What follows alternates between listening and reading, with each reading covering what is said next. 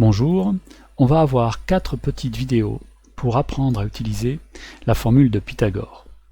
La première étape, c'est d'apprendre à écrire la formule de Pythagore. Alors cette formule-là s'applique sur un triangle. Pas n'importe quoi comme triangle. Un triangle rectangle, avec ici, pour le point C, un angle droit. Symboliquement, on le représente par un petit carré, ici qui est noté en rouge, et ça nous montre ici que l'angle droit, il est au point C.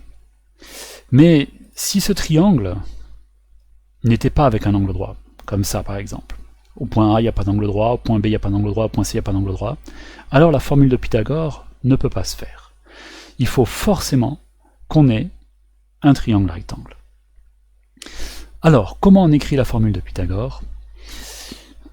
Première chose à faire, c'est d'identifier dans le triangle le côté qui est le plus grand.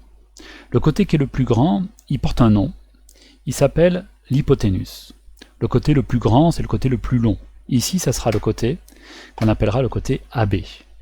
Pour bien le repérer, ce côté-là, si jamais on n'arrive pas à le repérer, il faut se dire qu'il est en face,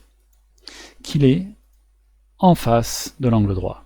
L'angle droit est au point C, et bien l'hypoténuse, le côté le plus long, est en face. C'est le côté qui est en face. C'est le côté qui ne touche pas l'angle droit.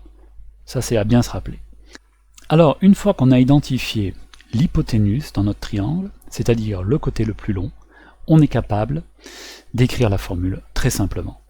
C'est-à-dire que le côté le plus long, c'est le côté AB. Et ce côté-là, attention, dans la formule de Pythagore, on doit le mettre au carré. On verra dans les vidéos suivantes le carré, comment ça s'applique sur la calculatrice.